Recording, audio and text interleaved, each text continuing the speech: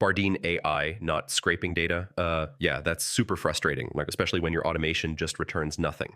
But don't worry, in this video, I'll show you how to fix it fast. All right, first, check the page you're trying to scrape.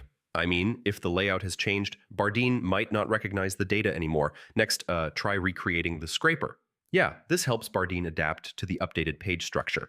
Now, make sure the page is fully loaded before running the automation. I mean, dynamic content might not appear instantly. Okay, check extension permissions and make sure Bardeen has access to the website.